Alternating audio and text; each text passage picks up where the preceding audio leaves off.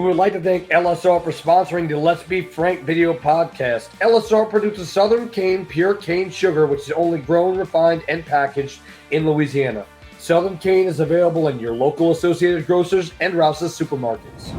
And we are kicking off episode number 10 on the Let's Be Frank video podcast. I'm your host, Jason Duhe. Sitting alongside of me is Hall of Fame head coach Frank Monica. Again, tonight we have a loaded show for you. LHSAA football, both recaps and previews. LSU, Tulane, some other local colleges, Saints, and coaches going to talk about what is the fuss about Guardian Caps night. And we also have special guests from 104.5 ESPN Baton Rouge, host of After Further Review, Matt Moscona, joining us later in the show. So we're going to go ahead and move on to Week 9 recaps as we jump into prep talk. In our first game, we had St. Paul's defeating Mandeville 30-28 in a really tight ball game as St. Paul's was able to pull it out with a late field goal to give Mandeville their first defeat of the season. A really tough district out there, and St. Paul's very battle-tested and ending up coming on the right end of that game. Yeah, it was a great game. We knew it would be. It's one of the games that we wanted to feature because of this. St. Paul's got a great quarterback that led the last drive down the field, and they kicked the game-winning field goal, which was that extra point level, to win it with no time left on the clock and then set off a great celebration. So, but St. Paul's returns this week, and they turned around and played their crosstown rival in Coventry. We'll talk about that later. In our next game, we had Destrehan defeating their rival, Hahnville 31-24.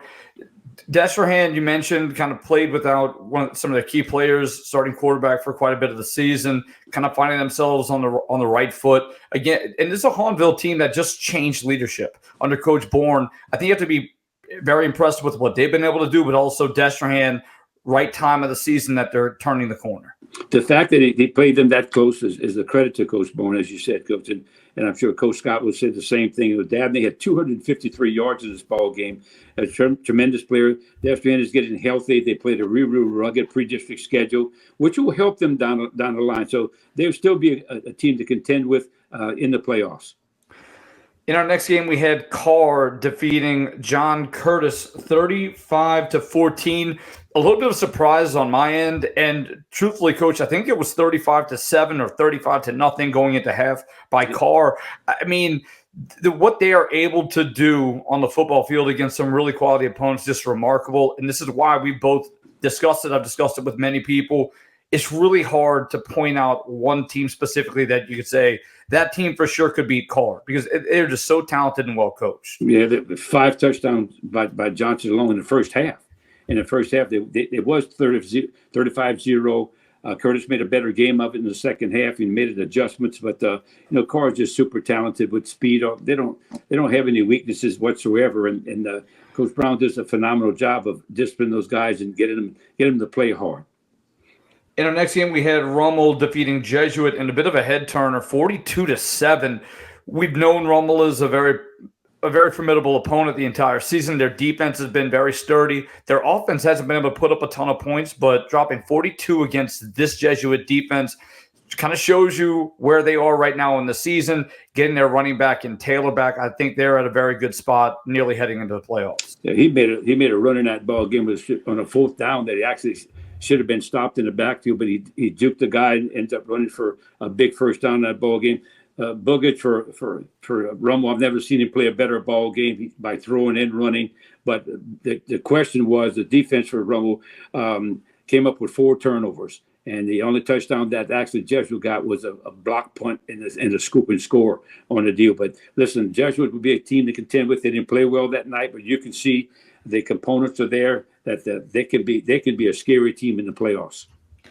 In our next game, we had St. Aug defeating Holy Cross 18-13, talking about scary ball clubs. That St. Aug team just defensively really did a good job clamping down Holy Cross throughout the game and making big plays offensively. Weren't necessarily consistent, but when they needed to and when push came to shove, whether it was 3rd down, 4th down, hitting 30-yard passes down the sideline. They have the talent. They have the athleticism. And once again, I think under new leadership, under Coach Valdez, we're seeing this team play much better football than a year ago. They learned how to win at the end. They did it again. And Holy Cross has been some real tight tight ball games. They've lost several ball games by less than one score. Later, they actually led Carr 20-0 at one particular point. So this is a team that, both these teams, when they get in the playoffs, if they get the right draw and get on the right side of the bracket, both these teams can go a long ways. St. Aug has the potential with more game breakers.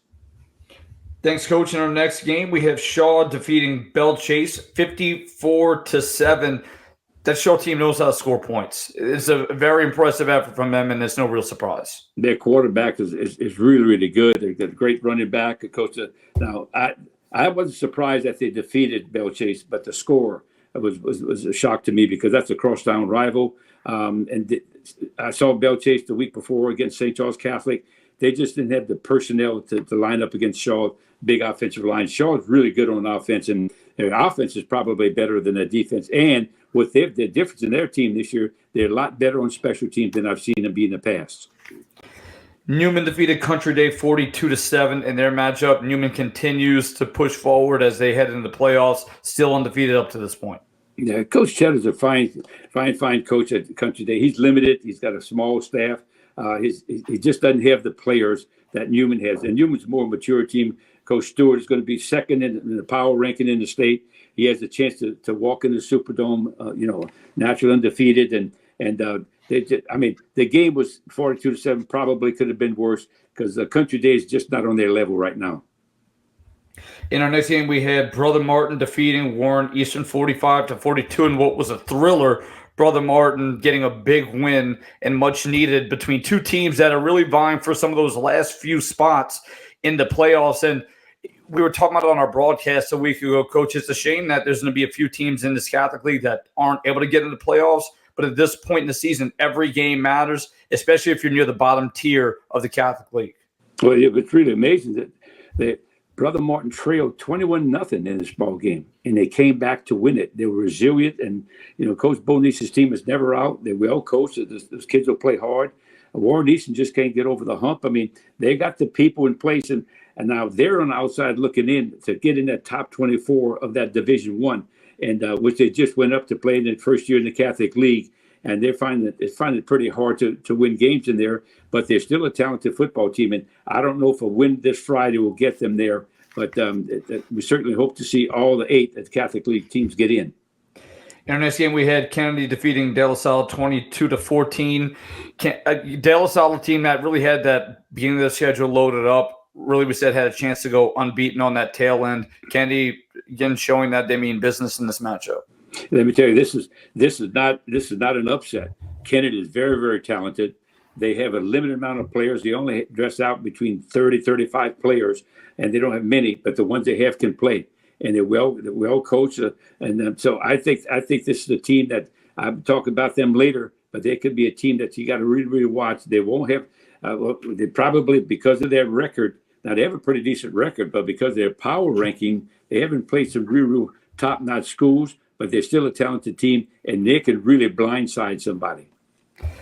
We also had Dutchtown defeating East Ascension 30-14. Dutchtown has been consistently making some runs in the playoffs, had a nice run just a year ago, and we've already talked about it. We talked about new coaches, new teams building, establishing themselves, and East Ascension is one of those that's still building towards moving forward and buying into the new system. I think Coach Mathern's done a great job there. He's making games closer than they were. And, they're not in the level of Dutchtown right now. He has to build it. He has to find some younger players, especially a quarterback, that can help him for the future. And right now, I think he needs another win to maybe try to creep into that 2018 bracket for the public school side.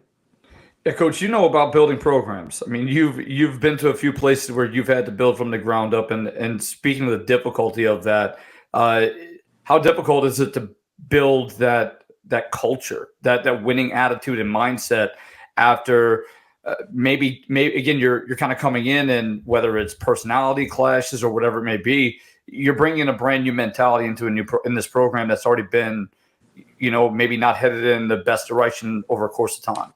You don't change your value system. Just whatever you've done, whatever you believe strongly in, you can't be someone else. You can't walk in and say, I'm Nick Saban. You can't walk in and say that I'm Brian Kelly. You have to be yourself. And the kids are remarkable about reading coaches. They can tell when a guy's a phony. They can tell this guy's sincere. They can tell with this right away. You got to get their respect. And the sooner you do that, then you can start building a program, and they'll play hard for you. And you got to be demanding. You got to make them accountable. And as soon as they understand that, well, this guy's not going to fool around with me, and there's something like that. He's going to play the best player. He's not into it he's not into it just to be popular with the kids. See, a lot of coaches, they want to be popular with their guys. They want to be friends, kind of like being a parent. Kids don't need any more friends. You need to be a parent. A coach is the same thing. And don't try to copycat some other coach, because that doesn't work. You just have to be yourself. Thanks, Coach. And looking at our next game, we had Dunham defeating Episcopal 18-0. We've known for quite some time that Dunham has a lot of ability on their team and can make a deep run, and I would expect the same. And again, this you kind of talked about earlier, maybe the score's a little bit surprising, but the result is not. Yeah, exactly. Episcopal's, they'll play hard. Coach Broussard's got those guys playing, but they don't have the talent that Dunham has, especially Dunham has a 6'4" quarterback that's really, really talented, and they play sound defense. I mean, they don't have a SEC guy on defense. They probably don't even have a college guy on defense, but they play extremely hard, and they all will be in position. So right now, they're number one in the Division III, and so look for them to be there in the championship in December. We also had Central defeating Zachary 14-3. Central has been putting together some wins the entire season, faced some adversity early on in the season, and they've put together a really nice season. They definitely have to be feeling confident after a win against a Zachary program that has been consistently ranked 1, 2, 3 in the state over the past 6, 7, 8 years. I think we showed this game last week. We knew it was going to be a close ball game, and Central seemed that, as you said, they're pulling out games, and they're really good. I mean, at the beginning of the season, I forget who they played at the beginning of the year. We talked about them, and it was a surprise how they zapped somebody, and everybody said, "Well, who's this team from Baton Rouge?" And their facilities have improved. They're just a program. They're up and coming program. They're a lot like the Zachary, and they're right across the street from one another. So we knew this was going to be a war, and they proved it in the case. And so look for Central to be one of those teams that in that side to really make some noise in the playoffs. Definitely a scary ball club that somebody could end up drawing. In our last game, we got St. Thomas More defeating Turlings Catholic 48-36. St. Thomas More, they are now in the Division I select side of the bracket. So that means that just continuing to talk about how difficult that division is going to be, this team is definitely going to make it a little bit more interesting, and you're really going to have to be in the right spot to not have to show up against one of these Division I select powerhouse teams. Well, they both are. So is Turlings. Turlings in the division also. This game didn't surprise anybody. The score didn't surprise anybody. Who was going to win it was the biggest. I think that was the biggest issue here. It was also deemed as the holy war. The two parochial schools and from the Lafayette area, one across town from one another, so it didn't disappoint. It probably was a fun game to watch. I wish we could have seen it, but it didn't disappoint. And I'm sure that there might be a rematch down the road because, as you said, they're both in the same division now. It should be some fascinating games ahead as we kind of get a peek at what we might see in the playoffs. As we go ahead and move on to some Week 10 previews, before we get started, I do want to preface with the threat of a storm hurricane coming our way. There have been a ton of games that have been moved up to Thursday this week, so some games are subject to change. I don't have that full list in front of me because it's been a constantly and consistently changing list. So with that in mind, let's go ahead and take a look first at Rummel, who's going to take on Carr. Rummel 8-1 on the year. Carr still unbeaten. They've taken a few haymakers, Coach, kind of been on the mat for maybe a half a second or come close, but haven't been knocked out. Can Rummel be that team? Rummel was going to travel over there. Now, this game was set for Thursday anyway, long before the storm came, and it's going to be tough. Rummel's coming off a big win. Carr's coming off a big win. Carr's coming off a great season. And I don't know if Rummel can keep pace with this talented team. I know Coach Monica's concerned about it, but I think that the bottom line, he just told me he just wants to come out of the game healthy and hopefully maybe get himself a a bye or at least a high ranking in the power ranking system and move on to play the next week. In our next game, we had John Curtis taking on St. Aug. Curtis taking the loss to Carr just a week ago. St. Aug getting a win against a stingy Holy Cross defense. Holy Cross, I think St. Aug at this point in the season should feel confident in what they've been able to do. 5-4 in the Catholic League, a ton of difference from a season ago. They've got to feel some type of confidence going into this game. Yeah, John Curtis, when's the last time you've seen these guys have a 500 season? They're still John Curtis. It still would be a good game. And the thing about these Catholic League matchups, week 10, they could turn around and play one another again if the bracket falls against them. It has happened in the last couple of years where the team played week 10 and turned around and played one another again. So, you ask yourself, how much do you put into this thing knowing that, wait a minute, I'm in the playoffs, but I might turn around and play these same guys depending upon what my draw is and the power ranking system. So this should be an entertaining game, though, because John Curtis's veer offense that can control the game, and St. Aug big play offense that can make big plays and score from anywhere on the field. Coach, briefly before we move on, is there a more brutal situation to be put in than drawing the same team in back-to-back weeks? I know you've had experience. St. Charles taking on Lutcher back-to-back weeks during your career. How difficult is that to play a team in back-to-back weeks? Well, it's not fun, especially if you won. It's not fun at all because the advantage goes to the other side. It's happened to us a couple of times, and you just can't convince your players, especially if you beat them by a couple of scores or so. You can't convince your players of it. And you can't convince your fans and your alumni. So, they think, well, it would be the same result. Listen, look what happened with the Saints. I mean, they turned around, and here they are. They played Carolina. The first game, they beat them about 40 points. The second game, they get beat. So, I mean, you play this game without a computer. You play this game with human beings. In our next game, we have St. Paul's traveling to Covington. Both teams sitting at 8-1, and I think that'll be a fascinating matchup in that district, which kind of beats each other up. No question. I mean, crosstown rivalry. Covington has one loss. St. Paul's does too. So, and they're both looking for a higher seed. And I think more so than that, these two teams just want bragging rights in that community because St. Paul's has been there a long time. They're an established program. But so has Covington been. Covington's got skins on the wall from years ago when Coach Jack Salter was the coach there. So look for this to be a war. Next game, Holy Cross takes on Brother Martin, two teams that both really would like to have a win. Holy Cross sitting on that borderline of playoff contention. Holy Cross's offense has struggled largely throughout the year. Last week against St. Aug, it seemed like they found a little bit of a rhythm. They've had to change their offense quite a few times, where Brother Martin, you mentioned, came down from 21 points to win that ball game in a 45-42 shootout. I think this game could go either way, and it's a Catholic League matchup. You really don't know which way the coin's going to flip.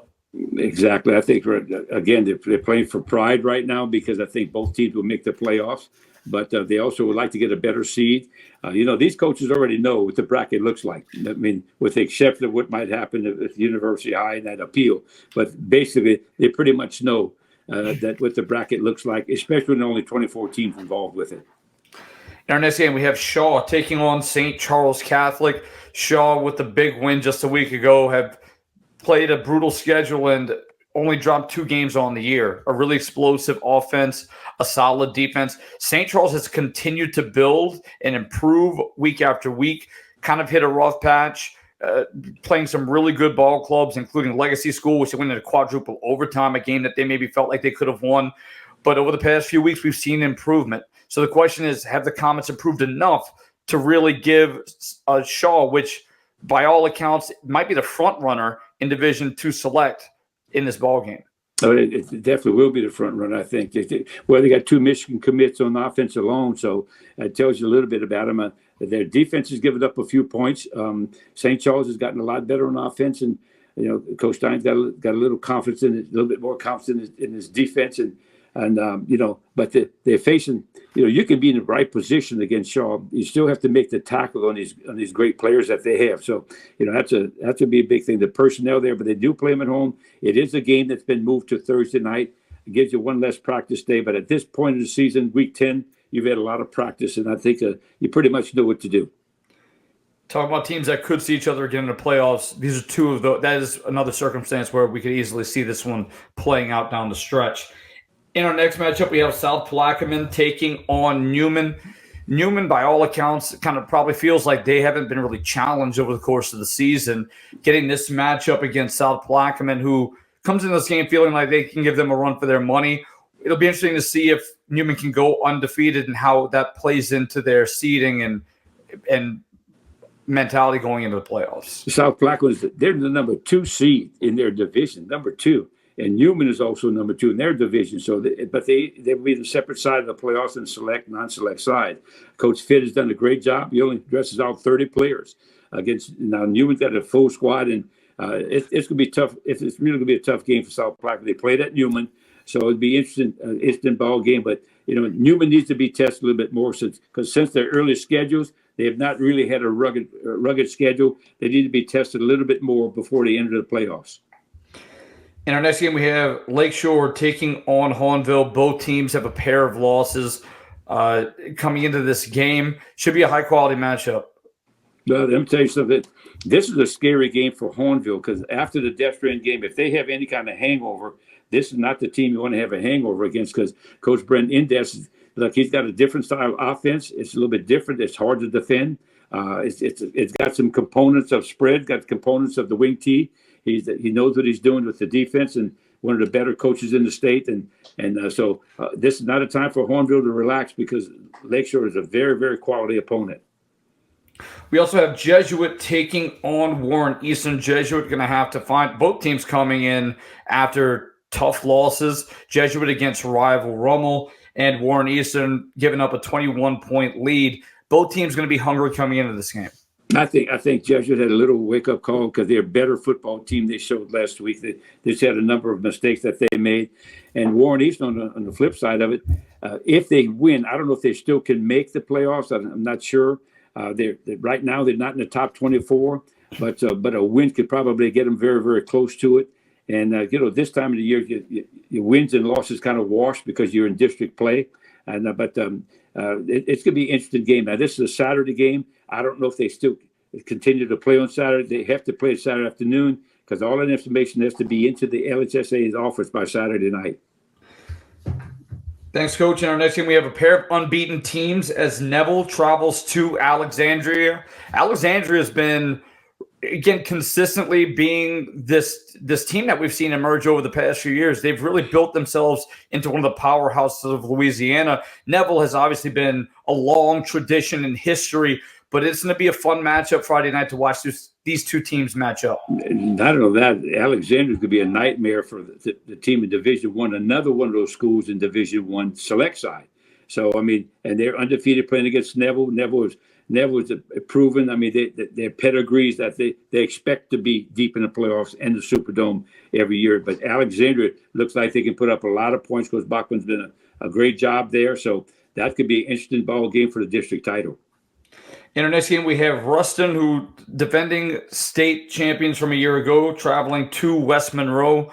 West Monroe does come into this game 5-4. However, we do know whenever you're facing off against West Monroe, it doesn't really matter. They're still going to be a quality opponent, and Ruston kind of finding themselves in the upper hand in this matchup. But still, you want to get this win going into playoffs and make sure that you are staying consistent as you're trying to make a run for back-to-back state titles. West Monroe is just a proud program with a lot of kids out for football. They have a huge band, a huge drill corps. You name it. They have just a proud program up there. And Ruston, as you said, being the defending state champ, this was a big rivalry.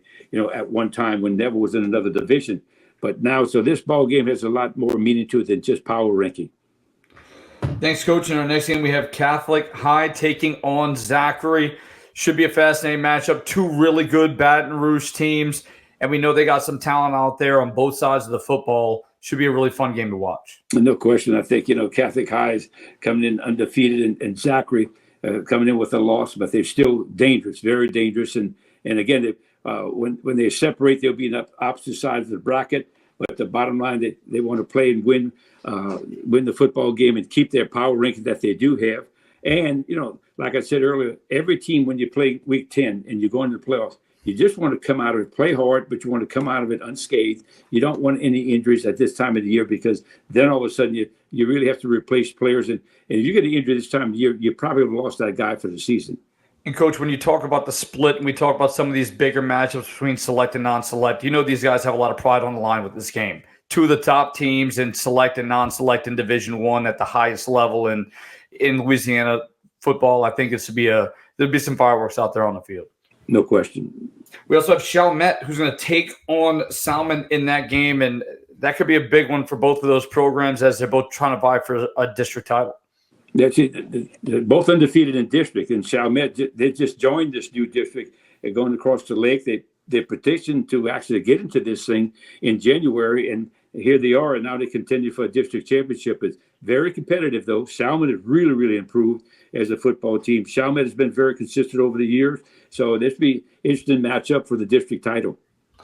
We also have Edie White, who's going to take on Vanderbilt Catholic in a crosstown rivalry. We know that Vanderbilt Catholic did take a big loss to Lutcher earlier in the year, but once again, under a new head coach, has done a really fantastic job in year one. Edie White under Coach Lasang has been very consistent, has continued to win big ball games, and they'd really like to win this one. Yeah, Edie White's probably played the tougher schedule. Lutcher's defeated both of those, which really that's no demise, because Coach Jenkins got those guys rolling over there. But Edie White and Vanderbilt, that's 15 miles apart. So they used to play this game when they were not in the same district. They used to play them the first game of the year, and it would pack the house. So this is even going to have more, I think, more excitement in the game, since they're so close to one another, going to the playoffs. Both of them are solid takes in their own division, and they're both in the top 5 in the power ranking. So this is going to be a very, very interesting game, and it could be a close ball game. It would be power versus power. Thanks, Coach. And looking at our final game, we have Amy taking on Jules Sumner, and which is one of the games that's going to be circled by everybody across the state, as this is a big matchup between these two teams, and it should be a fun one. Well, it means, they've been in the Superdome. I mean, we had the good fortune of beating them for the state championship way back in 2011, but they've always been in the Superdome for many, many years. And Jules Sumner, for what we understand, they run a wing T offense that's really hard to stop. That you don't see it too much anymore. And for what I understand, they're also very, very big. So this is a team that could be a sleeper in their division, because they're now a select school also. So we'll keep an eye on this one. This game should be fun. All right, Coach, that'll do it for Prep Talk as we go ahead and move on to local college football talk. And we're going to start with LSU taking on Alabama. The last time that LSU played this team in their home stadium, it was an electric atmosphere. LSU won in overtime. However, we're 2 years removed from that, and we're going to see a brand new team with under Alabama with a new head coach in DeBoer. I think it's going to be a fascinating matchup, Coach. But LSU has a lot of things they need to fix in order to be competitive and have a shot to win this game. I agree. I don't know. I think Alabama personnel-wise is better than LSU. Whether they play that way, I don't know. I know College Game Day always has a way of inciting people, getting the players more riled up. LSU is going to have to play over their head to beat Alabama. And Coach DeBoer, I think, knows that. The loser's out. The losers out of contention of any possible talk, and they'll be relegated to some bowl. I mean, but so this will be interesting. But again, LSU plays their best at night at Tiger Stadium. So let's see what takes place. But they have to stop Milroe, and I think his scrambling ability. I'm not concerned about him throwing the ball. I just think they have to stop Milroe. But if Alabama's smart, they'll just run the ball right at LSU, because I don't think LSU will stop that. The crowd made the difference in that Ole Miss game a few weeks ago. I was there. I don't know if the TV did justice to the atmosphere, but you could tell by the quarterback center exchange it made a difference. So we'll see if that does play into this game. We also have Tulane, who defeated Charlotte 34-3 on the road just a week ago, and they're going to take on Temple coming up this week. Tulane continuing to win, trying to crack into the top 12 of the playoffs, but again, you said it throughout the season, just continue beating the opponents in front of you and see what happens and if it falls in place. I had the opportunity, Coach Summerall and I, we spoke on the sideline the other day. He was recruiting, and we spoke on the sideline for about a quarter. and he was telling me that he went through a tough stretch, and where they've had to play a road game on a Saturday against North Texas, then they had to go on the road again on a Thursday night against Charlotte. And he was telling me that's the only time in NCAA that a school had to do that, two road games in 5 days, and that was really, really hard for them. But they got past that, and he said they were a little sluggish in the first half. They kind of got their sea legs back in the second half, but now they go to homecoming. That should be a packed house against Temple. They need a win here, and they really need to run the table. And just the thought about what could have happened. They get a one bad call against Kansas State they could have beaten Kansas State. Just the thought of what could have been if they were in that position right now with one lost team. Coach, we also had Southeastern, who defeated Lamar 30-27. They're going to be on the road again this week as they're going to take on Northwestern State. Southeastern continuing to win these games and trying to get themselves a spot in the playoffs. Give Coach Self a lot of credit. They've come from ashes. They've lost the first 3 ball games. Now all of a sudden they're on a little run here. That was a big win for them on Saturday. Against a real good Lamar team, and Northwestern is not as strong right now. They're not having a great year, so hopefully they can get more momentum with a win here and maybe get themselves a pretty good ranking and maybe get a bid to get themselves in the playoffs. Nichols dropped their matchup to Stephen F. Austin 28-12, and they're going to head the road to take on another Texas opponent in Houston Christian this week. Again, we're going to see if they're going to be able to rebound in this next game that they have coming up, but they've been kind of up and down throughout the season. Yeah, I mean, they also started off with the D1 guys. One of them was the LSU, but they played real hard. Sometimes you can put a lot of emphasis on one ball game, and then the rest of the schedule kind of zaps you a little bit, and you have to be careful with that. But yet, Coach Repo's done a great job there, and they're not going to quit. I think they're going to fight to the end, and who knows what will happen at the end. They still have Southeastern, their last ball game at the end of the year. So, but they need to get this ball. They need to get this one Saturday to right the ship and maybe run the table at the end. Thanks, Coach. And we're going to go ahead and move on to our Saints portion where we're going to talk some Saints football. A lot to talk about. We could sit here and talk about the Saints-Panthers game, Coach, but I think that kind of plays backdrop to the storylines that have come out recently with Coach Dennis Allen being fired. What are your initial thoughts on that move by the Saints? Does it really benefit a team to make that move at this point in the season? Were they better off holding tight for the time being? Or is it better if you know it's the end to just kind of break ties and go about your way? Well, you knew it was coming, and the Carolina game was one of those games that was probably the benchmark. That was could be the one. Coach Renzi, I got a lot of confidence in him. I feel badly for Coach Allen.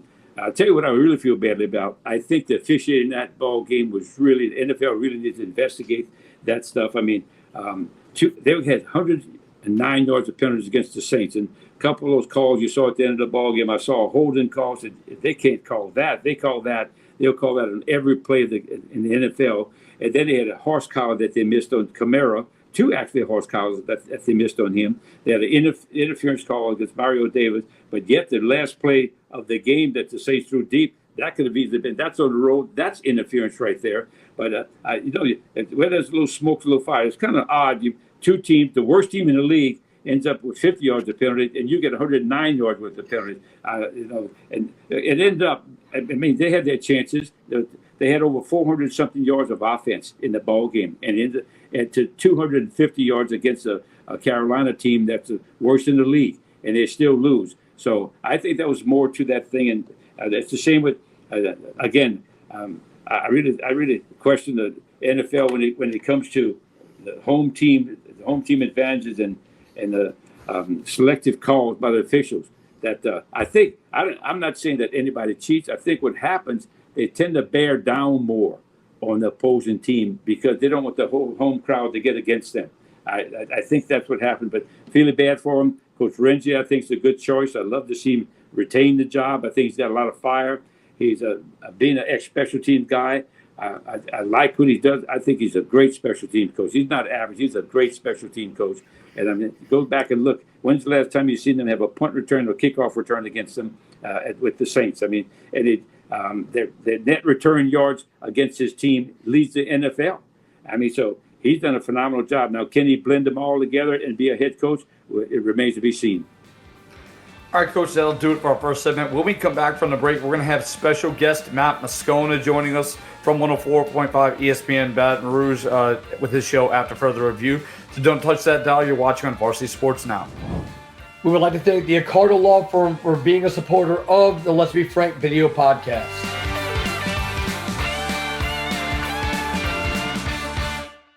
Based out of Gramercy, Louisiana, LSR produces Southern Cane pure cane sugar, which is only grown, refined, and packaged in Louisiana.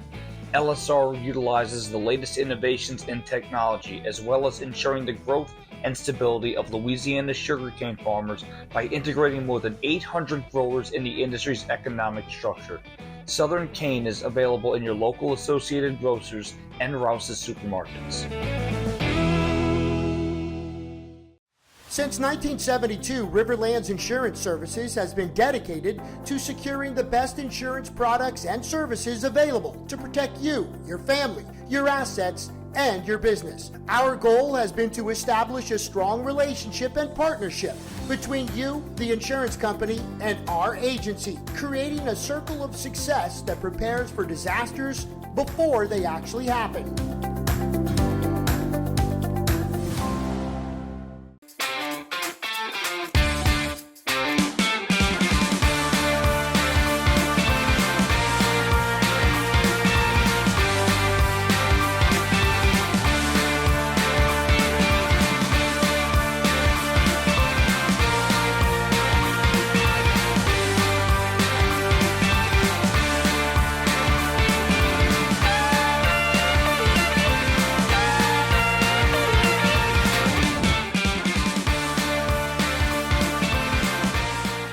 Welcome back, and tonight we want to welcome on our special guest, host of After Further Review on 104.5 ESPN Baton Rouge, Matt Moscona. Matt, thank you so much for joining us again.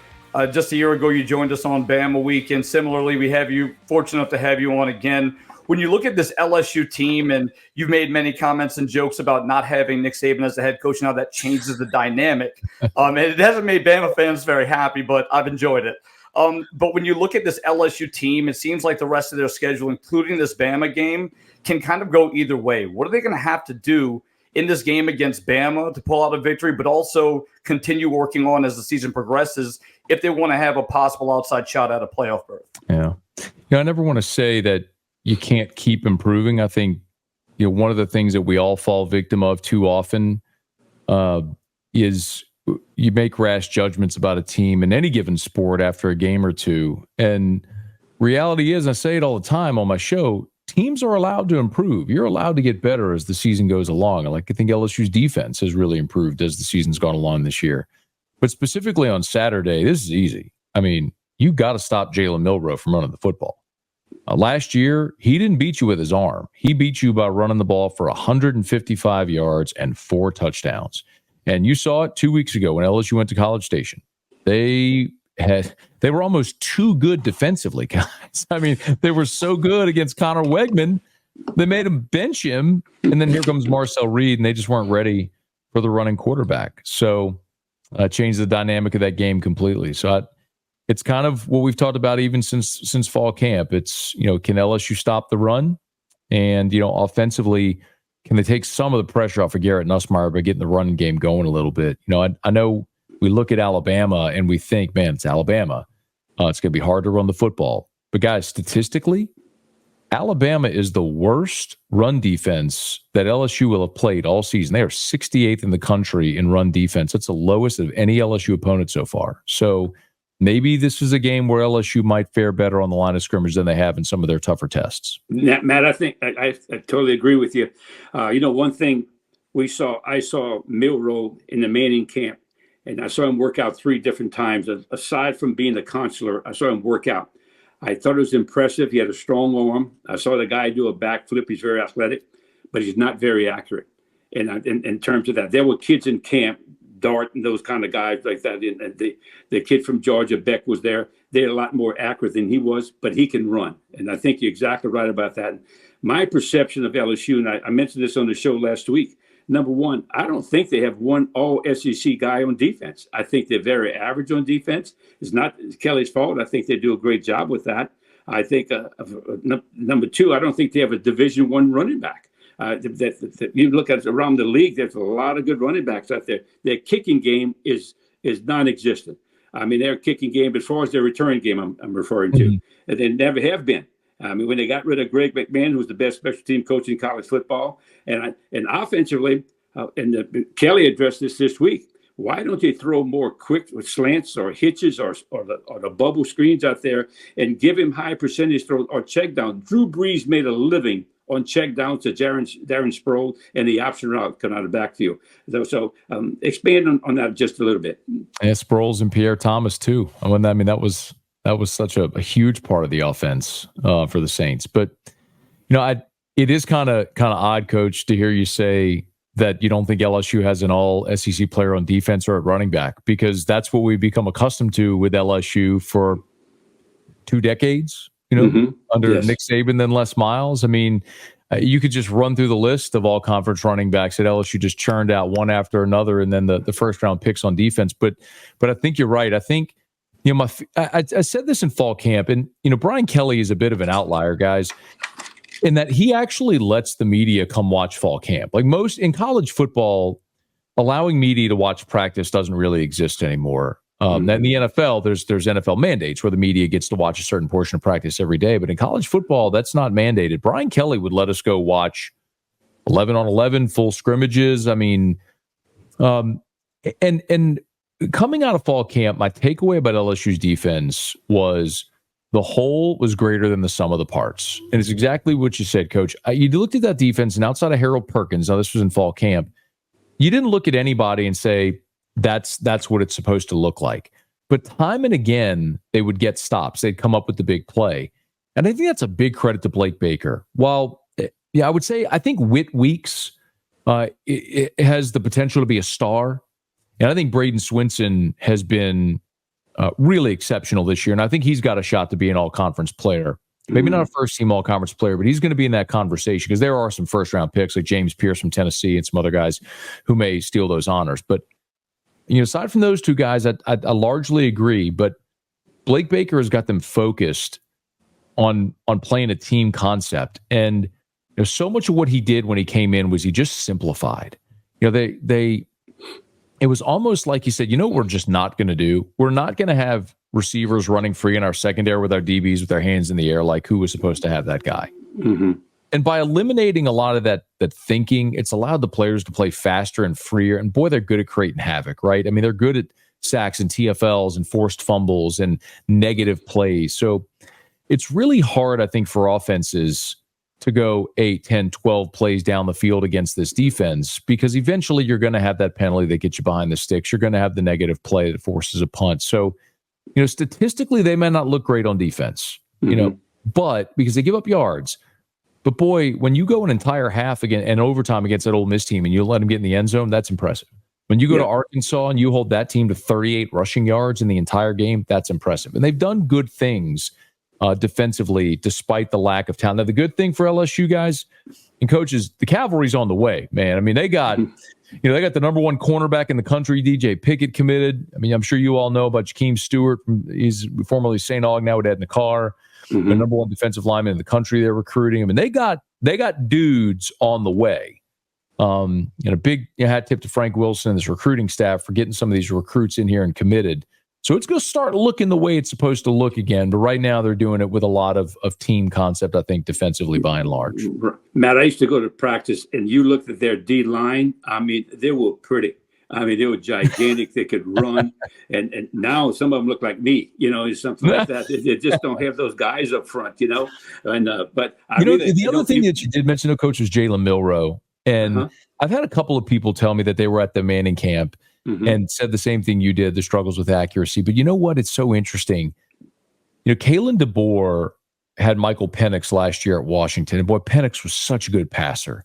And I think, I asked Brian Kelly about this on Monday at his press conference. I said, what's the biggest difference between Milroe a year ago and what he was doing with Tommy Rees and what he's doing right now with Kalen DeBoer? And I'm paraphrasing. What Coach said was, a year ago with Tommy Rees, they shuffled 3 quarterbacks for the first chunk of the season, and it was really a game-to-game thing, and his roles changed a bunch. Now, from spring to fall camp all the way through now 8-9 games of the season, they are asking Jalen Miller to do the same thing. And unfortunately, what a lot of that is straight drop and trying to live in the pocket, which, to your point, like, that's not his strong suit. No. And if LSU can limit his ability to run the football and make him throw from the pocket, boy, that really plays in LSU's hands, because that's not what Jalen Milroe thrives at. And Matt, he's huge now. I mean, he looks like a linebacker. He's really pretty. He could be a tight end in the NFL if he doesn't work out as a quarterback. Coach, let's jump to that, because I really think the best football team in Louisiana is actually Tulane. I don't know if you follow them at all. Coach Summerall is not only a friend, but I think he's an excellent coach. And he really when they play bad, he tells them that. So he's not afraid to hurt their feelings somewhat. And he's really brought in a tough mental attitude, and Willie Fritz did too. But I think he brings a good element. They're pretty deep for a team. And I know they lost to Kansas State. They lost to Kansas State on a call, coach, at home. That probably will cost them maybe a shot to get into the top 25. Because that game they wish they had back now. But I want to switch a little bit over to the Saints and get your thoughts about, number one, I'm not a Carr fan. I think Carr's not a very good dropper. If you're an offensive line coach, you want that quarterback to be in a certain spot. If you notice, he just kind of shuffles back. I don't know. The other night, they didn't throw the ball up the field until the very last play of the game, which I couldn't understand. But I don't know. The jury's still out on that guy. Well, I don't think the jury's out when you're in year 11.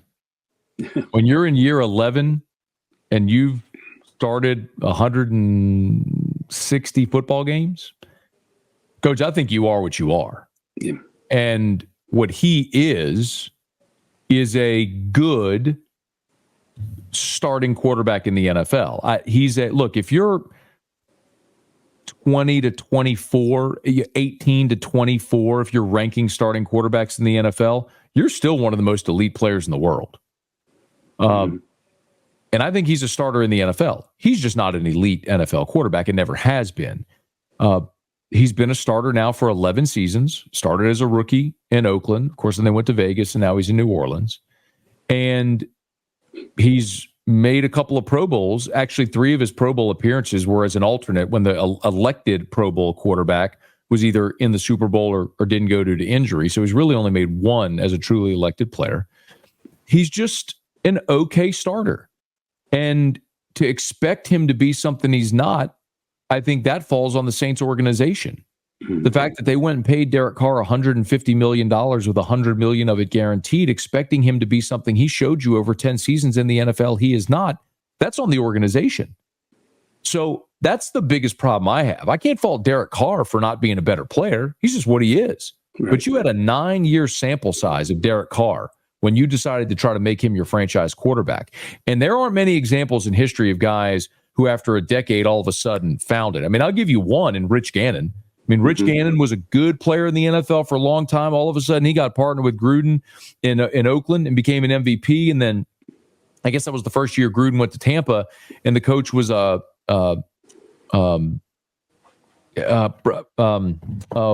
was it? It was the coach that went to Nebraska. Arians, not Bruce Arians. No, it was Bill Callahan. Bill Callahan. So and anyway, he wins an MVP, goes to the Super Bowl. So, but that's an outlier. I mean, right. In 20 years, I can think of one example of a guy that was just a good NFL player that became a great NFL player in a one-off year. But to expect that from Derek Carr, I mean, Coach, I put that on Mickey Loomis and this organization for going and investing the money, and they did, and him thinking he was going to be something he's not. And he's really not the fault. I look at the defensive line. I've never seen big gaping holes in the NFL, Matt, right through the middle of on a zone play. And I've never seen such big, and the surge that they're getting. I don't know what's wrong with that. You don't see that in the NFL too often, but the last 3 or 4 weeks, you've seen the Saints give up a lot of yardage right in the middle of the defense. And I understand that they're playing against some pretty good people. Everybody has good people, But I do want to say this too. Baker Mayfield. I loved him since he was in the Manning camp years ago. He's so competitive. Now, he's not the tallest guy. Baker Mayfield might be 6 foot tall, but he's so competitive, and he's got a motor. And I mean, you saw what he did last night. He tried to run through 2 guys just to get an extra yard or so. But he's got a motor on him, and he has to struggle to get the ball up the field because he can't see like some of these taller quarterbacks. but he was available. The Saints could have got that guy for 10, 15 million rather than giving up 150 million. Yep. And I'm with you on Baker. I like quarterbacks that have sort of an athletic arrogance. Baker's the guy. That's a good phrase. That's a great phrase. Mm-hmm. I like that a lot in that play and in that position in particular. And remember, when he was in Cleveland, when he was healthy, he was good. I mean, he got Cleveland to the playoffs and won a playoff game when he was healthy. He played through a lot of injuries and they scapegoated him, but he's showing you when he's healthy and he's right, he's a good starting quarterback in the NFL. And I hate trying to come off as like hindsight 2020, but the reality is with the Carr situation, this was my point when they drafted him. I mean, everything we've seen over a year and a half now has just validated the feeling that I had, and I think you and I share the same opinion. I didn't like when they signed him for all the reasons we've said, because I really think it's a matter of what are you trying to accomplish? Are you trying to win a Super Bowl, or are you trying to be a good team? If you want to exist in this perpetual 7-10, 8-9, 9-8 range, you can do that with Derek Carr. Gordy. Oh, boy. By the way, Coach, you'll appreciate this. He's talking about Gordy Rush. So he loves Gordy Rush. That's what he was just saying. But listen, if you have Derek Carr, you can live in this perpetual 8-9, 9-8 stage. You're never going to be great enough to win a Super Bowl, but you're never going to be bad enough to hit the bottom. But if you want to win a Super Bowl, Derek Carr is never going to get you there. So my feeling is what I would like the Saints to have done 2 years ago, and what I hope they do now is go draft you a quarterback at the top of this draft. And maybe that quarterback you draft ends up being Mitchell Trubisky or Zach Wilson or somebody that bombs. Or maybe it ends up being Patrick Mahomes. Mm-hmm. Maybe you end up drafting the guy like Jaden Daniels that becomes your franchise and is going to be your starter for 12 to 15 years and lead you to great things. But until you're willing to turn in that card on draft day and take a shot on somebody, you're going to exist in this perpetual state of mediocrity. Right. And I hope, what we've seen happen now is the push this organization needs to finally make those changes. Coach, I think Renzi, in my opinion, is one of the best special team coaches in the NFL. If you ever notice, I mean, he lost a good return, a kid to injury, but they never ever returned against him. Never ever a punt return against him. He's a fired up guy on the sideline. He works extremely, extremely hard, and he knows what to do. And I don't know him very, very well. Watched him work in practice sessions. They're very thorough. And when you're a special team coordinator, because I had to do that at Tulane, it's hard to put all those guys together because you're getting a receiver, you're getting a running back, you're getting a linebacker, you're getting a diverse group. And their position coach doesn't want to give them up. He said, because, wait a minute, you're taking time away from my position, and you have to fight for these guys. He said, wait a minute, guys, if we get a punt block, I said, it's going to make us all look bad. We're going to get beat. But he's been special, and I'm glad he's getting an opportunity. It might be a little bit too late. I mean, the horse might be out of the barn by now, but I really, really pull for him because he's got some fire on him. Dennis Allen just would not defend his players, but there's a bad call. Every now and then, a horrible call with the field. Dennis Allen needs to jump on the table every now and then and say, wait a minute, now there's two teams on this field. And that holding call they had against the backup tight end, if they call that, Coach, they're going to call that against any player at any time in the ballgame, in any level. I think to that point, I think he lost this locker room last year in that game against Atlanta at the end of the regular season when Jameis Winston called his own play and they got Jamal Williams into the end zone and Arthur Smith from the Falcons was all upset about it and Dennis Allen basically apologized and admonished his players. I think that was one of those moments where the locker room wanted their leader to stand up and go to bat for him, and the opposite happened. And look, I've never obviously been in an NFL locker room or even a college locker room. I played high school football, but I've covered this sport for 21 years now. And I've talked to enough guys who played and guys who coached, and they all say the same thing. Once you lose it, you ain't never getting it back. Once you lose that trust, you're never getting it back. And I feel like that was the moment where a lot of those guys looked and went. Coach Jeff Duncan wrote an article in the paper the other day that alluded to something like that. He said, first of all, in the parking lot, there were guys parking in the handicap section. There were guys parking in the front of the building where they're not supposed to be. The players only have their own parking lot. And he said, maybe that's a sign of little things that kind of got away from him a little bit. Coach, I want to switch gears just for a little bit with you. We've taken a lot of your time, but Coach, share your thoughts on this transfer portal. Do you have any ideas of your own, or the NIL thing? Where are we going with this thing? Because I don't know. It's not college athletics anymore. I suggested the other day, before a guy transferred, they should at least do like they do in junior college. You have to have so many hours, maybe 30 hours, 40 hours, because I don't think anybody's going to graduate now. And all you need nowadays is a calculator. Well, I am a total outlier on this conversation.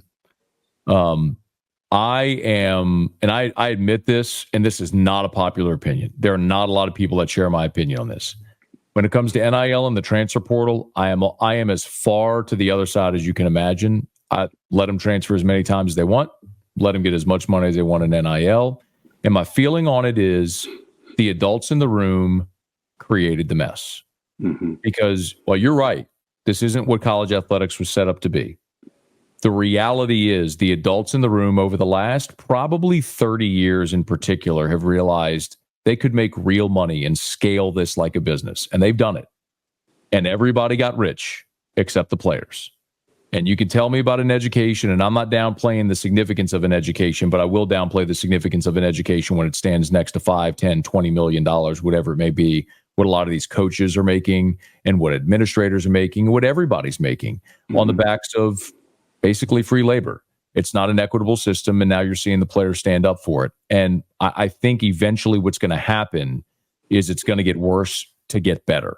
And I do think we're going to get back to it, to something that looks more like what we've all become accustomed to knowing in college football. Now, structurally, no, I don't think we're going to see the conference affiliations the way we did before. I think the hay's out of the barn there. I mean, that's just, you know, that's done. There's no undoing that because they keep figuring out a way to make more and more money. But I do think a lot of the conversations around NIL and the lavish spending and all that, I don't think that's sustainable because look at Ole Miss, for example. This is a good example.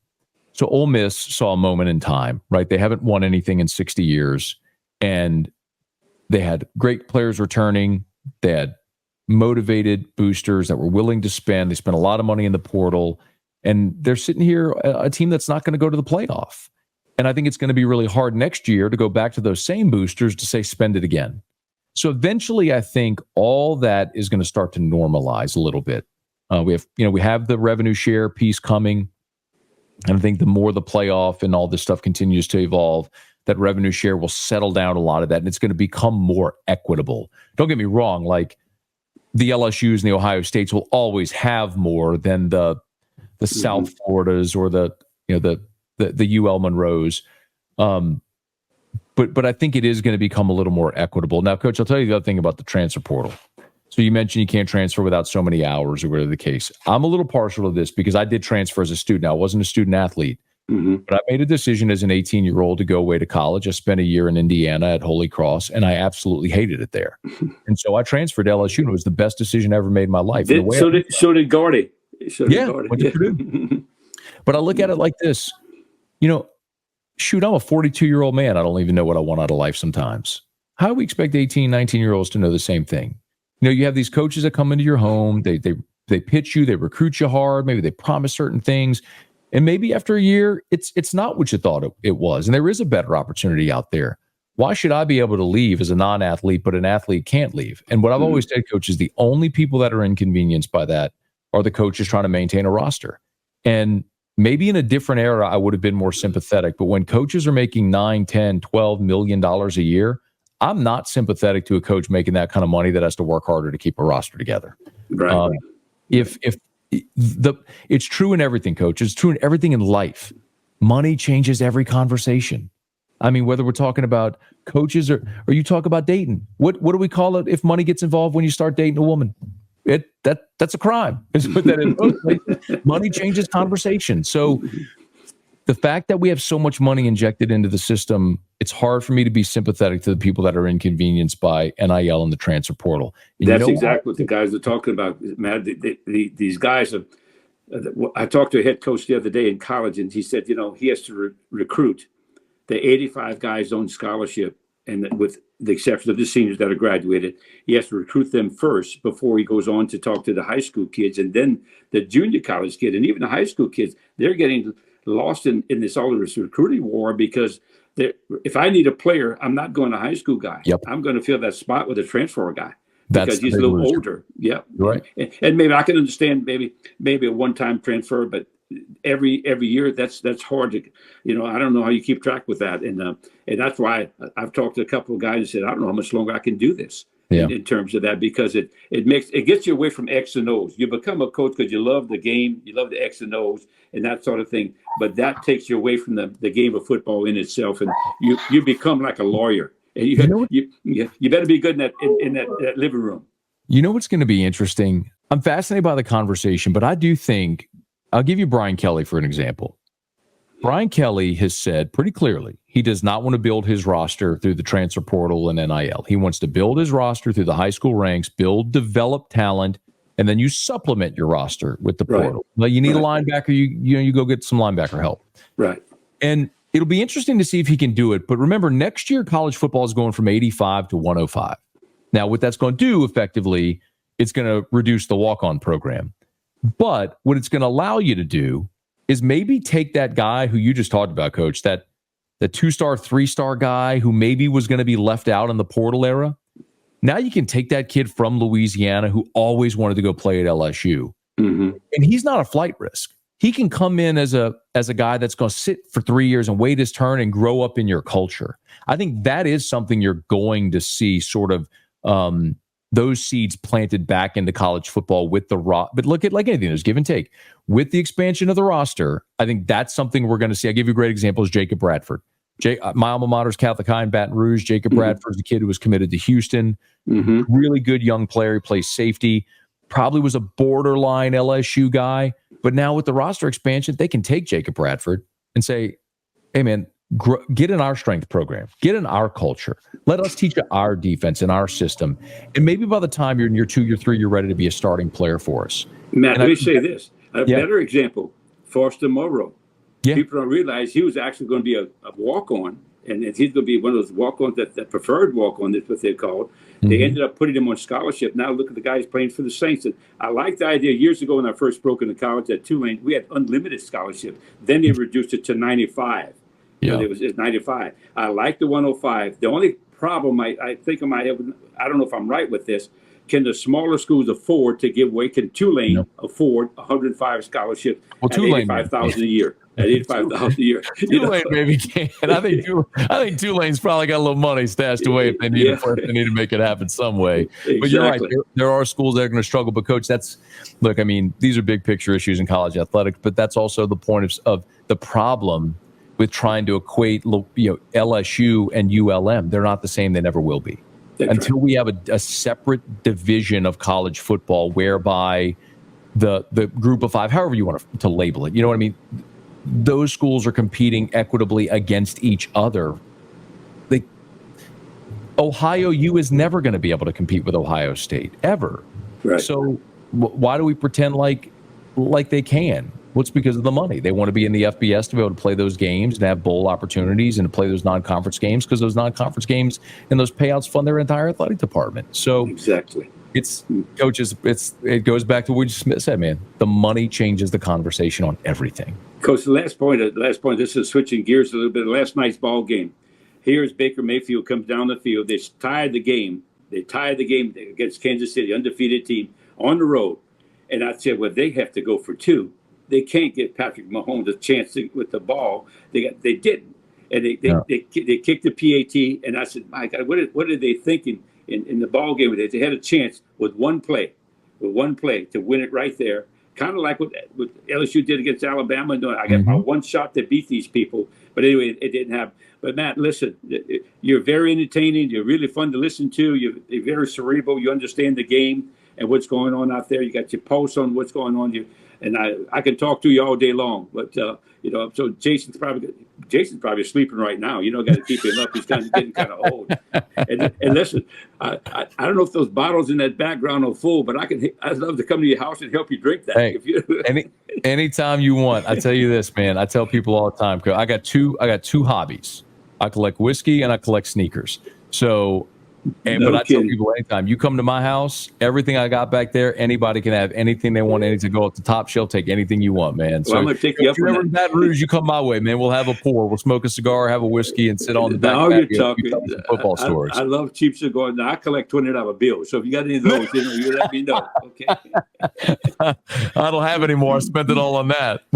Matt, thank you so much for coming. I really appreciate you doing this, and please tell Gordy that I said hello, and we'll be in touch. And because I know there's a little thing out there. He's probably aware of what happened at Duhe because that's his school, something like that. But we'll talk soon. And listen, if you need anything from us, please give us a call. I'd love to visit with you more. Thank you for taking this time. It's my pleasure, Coach. Always thank you for the invite. It's great to spend this time. You're welcome. We would like to thank Gulf Coastal Sponsors for being a sponsor of the Let's Be Frank video podcast.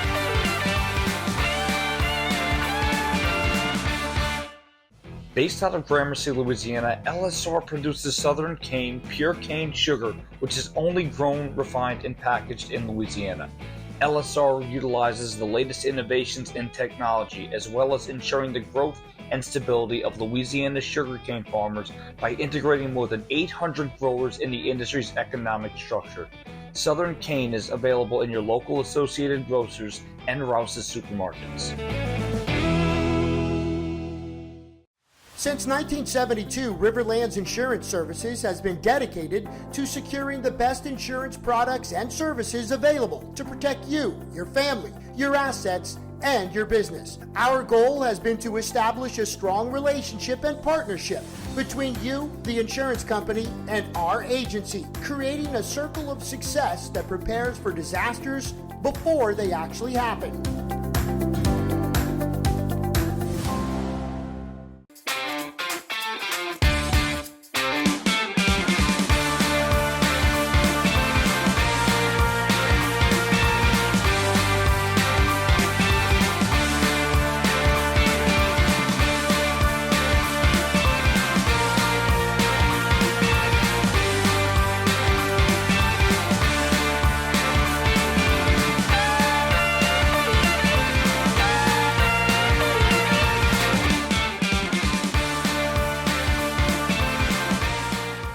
We would like to thank Riverlands Insurance for sponsoring the Let's Be Frank video podcast. And welcome back to our third and final segment of the Let's Be Frank video podcast as we enter the Let's Be Frank segment. Coach, tonight you're going to talk about what's the fuss about Guardian caps. So, Coach, tell us, what is the deal? Man, I want to fuss about some other things also, Jason. Number one, I need to bring this up because it happened after our last show, and the World Series miscues. I mean, we're watching the World Series. First of all, we see a $60 million man drop a fly ball in center field. And I felt badly for him. I understand it's the first fly ball he ever dropped, but he's a major leaguer. You shouldn't drop any. That's what the glove is for. Then you see Cole, who's another $25 million pitcher, doesn't cover first base when the bases are loaded, 2 out. They're winning 5-0. He doesn't cover first base. And then Rizzo, the first baseman, he just caught it, not kind of nonchalant. He could have easily taken it himself. We saw 2 mistakes on the same play. And guess what happened? The guy scored. Next guy gets a base hit before you know it. The Yankees end up blowing the lead in the World Series. I mean, if a 9 and 10-year-old team had done that, you'd probably have benched a little pitcher. Second thing I want to talk about, I don't know if anybody noticed it, in New York during one of the World Series games, there was a ball hit and the guy actually, 2 guys from New York actually took the ball out of the right fielder's glove, took the ball out of it, and they ran with it. Well, national security got the 2 guys. They were banned from the stadium, from one to stand. They were banned from having season tickets and maybe even have some charges against them. But I think they were kind of reacting. I don't know if the guys really intend to hurt the game any. But, you're in a ball game. Here's a major league game in the World Series. You get a chance to get a ball. I just think they got excited and a little exuberant about it. I really think it was kind of innocent. I could see slapping their hand, but to ban them forever, they're probably great fans. If you're a season ticket holder, I mean, to me, that's a little severe. Also, there were a couple of things that I wanted to bring up. I saw that last week that a step over tackle. Here's a big ball game, Ohio State and Penn State, and they're playing, and all of a sudden Penn State makes the tackle, third down.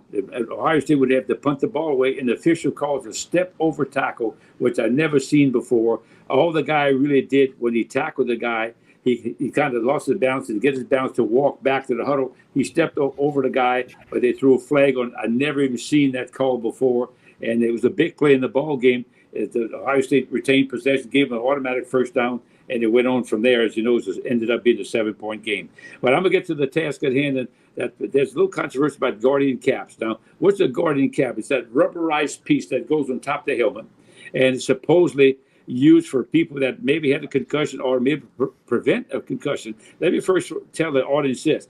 A helmet, there's two manufacturers left. That's Riddell and Schutt. Schutt makes great helmets. I mean, you can even take a bat and break these things. And they have the air filled, and they got these little cells in there that you fill them with air. And it's like being in Apollo 13 spacecraft. I mean, those things are well made. They cost $400 a piece, you know. And let me tell you how tough they are. When I was coaching, there was a Ford 150. There was a kid that was eating jambalaya after we had a 7-on-7 league. He puts his helmet down on the side. His Ford 150 runs over the helmet, ran right over the helmet. And look at the helmet. The face mask was bent, but guess what? The helmet never did crack. It bent, but it never did crack. I said, that's how strong these things are. So to say that I'm going to add the guardian cap, which cost another $200 a piece, is that necessary? Now, they had to go to LSSAA to get permission because the manufacturer said, well, this might void the warranty on my helmet. And if I did it, but I think they got that rectified. It's cleared up. But do we really need this? I can understand when I was at Tulane, we had a guy that had a shell, wasn't a guardian cap, but back in those days, they had a special thing that they put on top the guy's helmet and let him wear that. If he felt more comfortable with it, he finished his career doing that. So if that's what it takes, but just the fact that you force people to say, let's buy this thing, and everybody's got to wear that. Some people just wear them in practice and in place of a helmet, just protect you. We all want to protect that, but remember, concussions are temporary. I mean, there's talk about when maybe these guys later on they get some type of other effects from concussions whatsoever. I don't know if that's proven or not. It's certainly not as bad as knee injuries or something of that nature. Shoulder injury, something more severe. But the guardian helmet controversy, I think, is really we make it a lot of nothing, basically. Thanks, Coach. And we're going to go ahead and move on to our Blitz the Ball Coach segment, where tonight you're going to talk about different snap counts used by quarterbacks. Yeah, the guys, I was toying with something, and one of my former guys said, we always see these false starts. What's going on with these false starts? Why don't the game started off with false starts, especially after you have a team that had to lay off a little bit, and everybody starts bitching and complaining, man, why is this happening?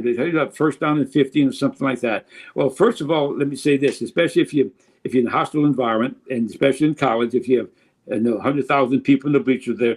But what the Blitz the Ball coach about is, I'm going to just say what we talked about is different types of snap count. Number one, the very simple and most normal one, and I'll get my little board out here, is that this is the first one. The first one I call normal, and it's just let me tell you how it goes, and I'll say it for you out loud. It goes like this. It's a quarterback will go to the line of scrimmage, and first of all, he will say down, or maybe he's in gun position. And you always use a color and a number, color number. He says it twice.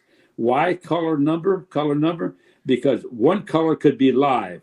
In other words, and another color could be dead. So he can use a different color, different number. And if this is an audible, that's exactly where he puts it. So, for instance, if you want to run play number 24 power, so you say something like green 24, that becomes the play. But if it's just a decoy, in other words, green just might not be your live color. So you go into every ball game with a live color and a dead color. So basically it goes like this. Let me rehearse this again.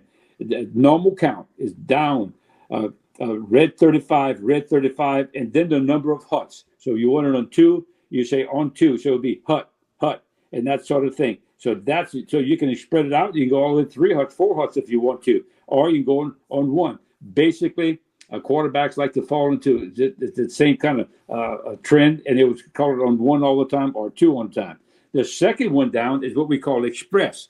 Express, and I learned this from a guy a long time ago by the name of Ira Parseason, and he said, "Oh, use the express count." And I said, "What do you mean by that?" Express means suppose the clock's running down, and you got to get the ball snapped quickly. So the first thing you say is down, and then you say hut.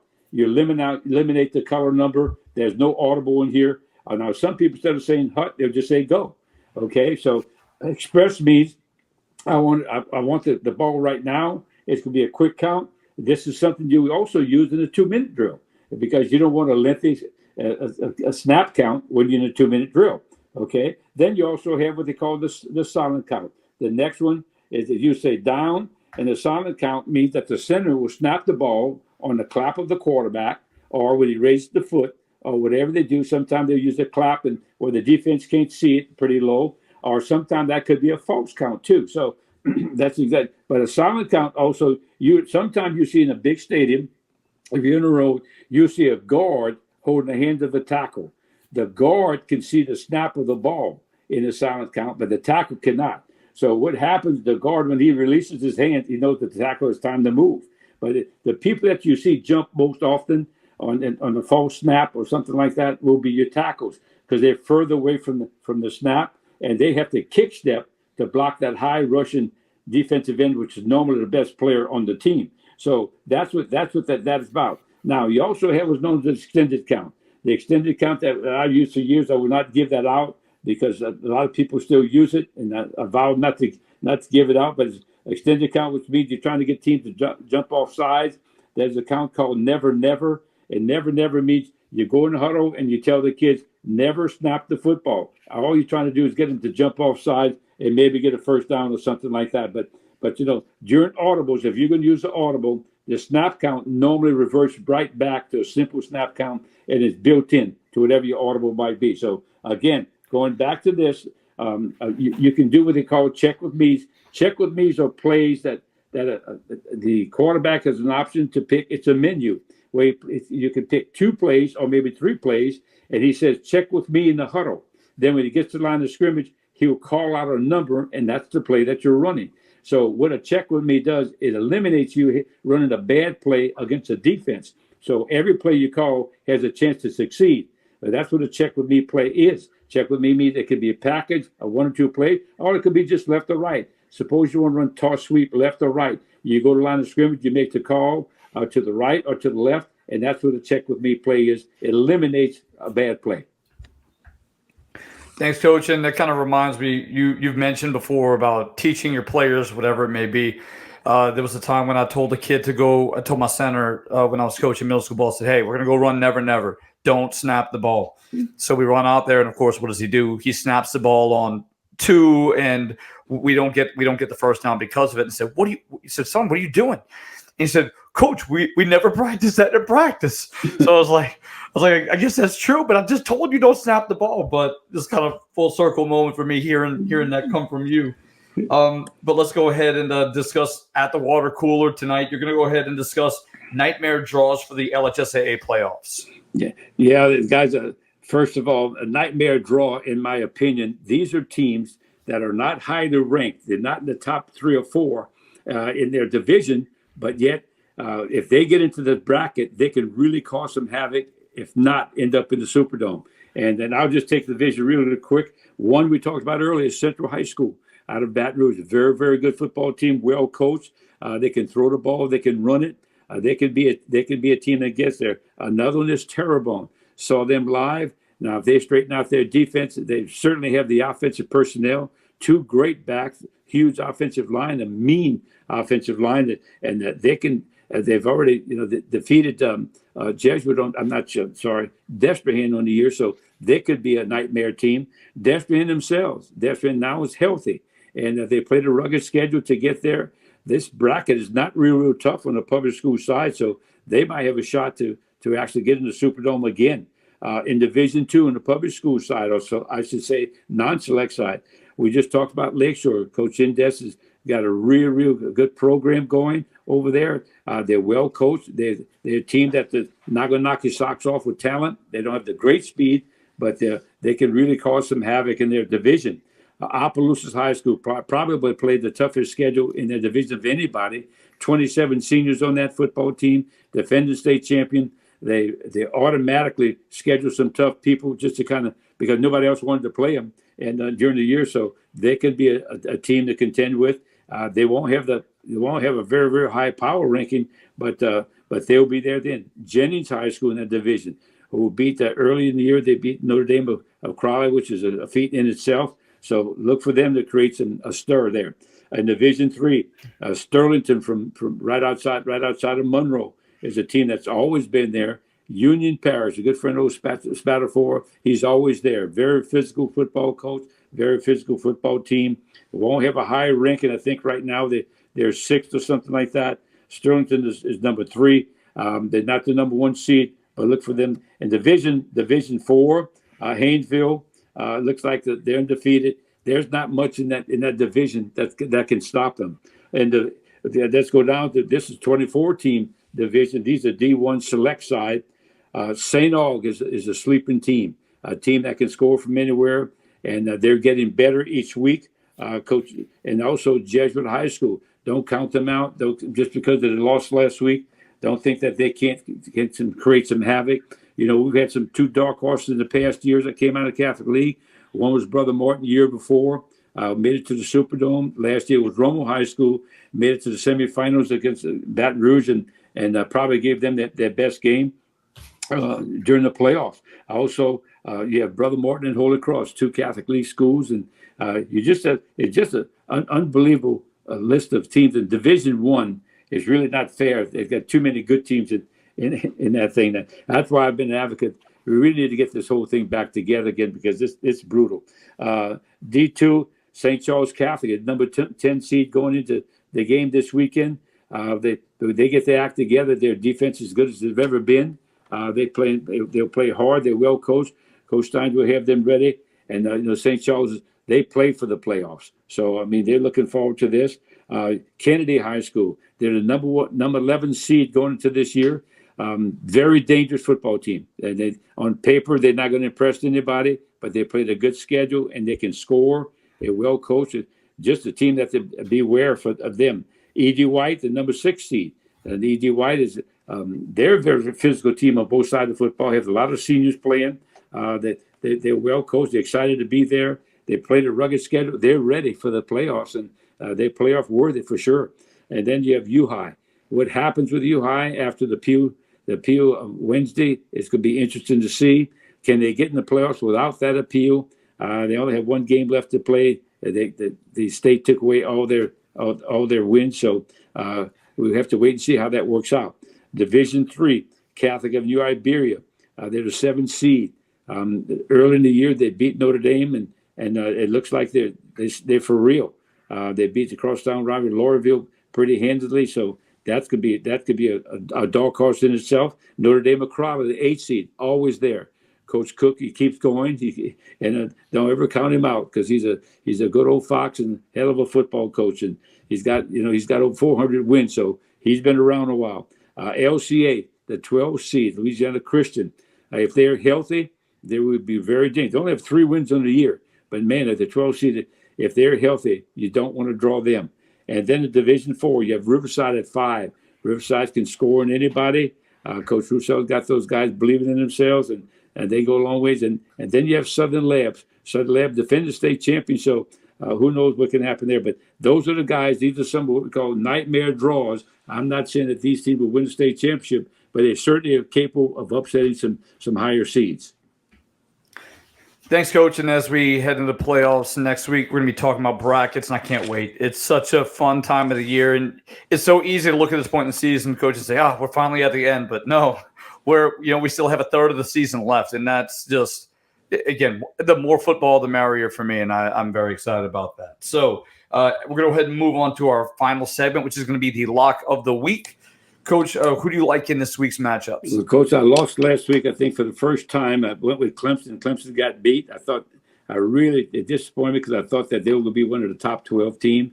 but their second loss. I'm going to go with Georgia against Ole Miss. I don't think Ole Miss's defense is good enough to stop Carson Beck, who hasn't played well.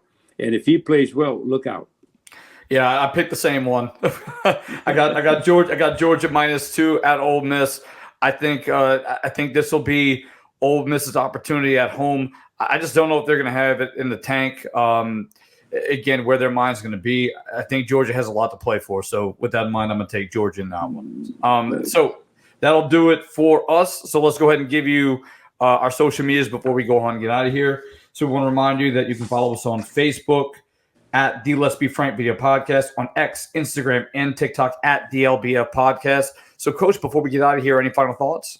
Final thoughts. First of all, guest speakers is Coach Eddie Bonine, the commissioner of the LSSAA, next week, and looking forward to speaking with him. We're really happy with some of our speakers, and just ask all of you to please attend the service of your choice and say your prayers at night, and God bless this country. And let's hope and pray that we have a great season and that we finish this thing strong in terms of football and all our local teams win. And everybody stays healthy too. We want to make sure everybody stays healthy as well. And so that'll do it for us. So for Gabe Garza, for Frank Monica, I am Jason Duhe. And remember, let's lay ball on Tom Relay. Let the good times roll.